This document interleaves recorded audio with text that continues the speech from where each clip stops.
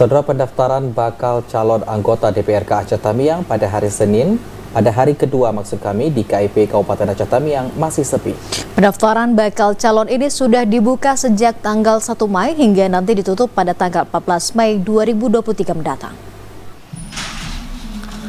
Memasuki hari kedua pendaftaran bakal calon DPRK Aceh Tamiang di Komisi Independen Pemilihan Kabupaten Aceh Tamiang masih sepi. Pendaftaran bakal calon anggota DPRK ini sudah dibuka sejak tanggal 1 Mei hingga nanti ditutup pada tanggal 14 Mei 2023. Ketua Divisi Teknis Komisi Independen Pemilihan Kabupaten Aceh Tamiang, Adi Sartika, mengatakan sebelum mendaftar ke KIP Aceh Tamiang, Parpol dan Parlok, peserta pemilu terlebih dahulu menginput persyaratan pencalonan dan administrasi bakal calon anggota DPRK Aceh Tamiang di Sistem Informasi Pencalonan di website KPU Republik Indonesia. Sesuai dengan aturan di PKPU 10 tahun 2023, maka kita sudah mulai penerimaan pengajuan bakal calon yang dimulai sejak 1 Mei sampai dengan tanggal 14 Mei 2023 nantinya.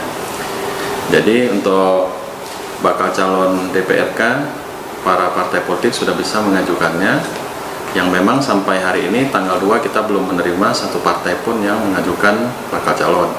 Ia menambahkan nantinya setelah pendaftaran ini ditutup maka akan masuk ke tahap perbaikan bakal calon anggota DPRK Aceh Tamiang sebelum ditetapkan sebagai daftar calon sementara DPRK Aceh Tamiang.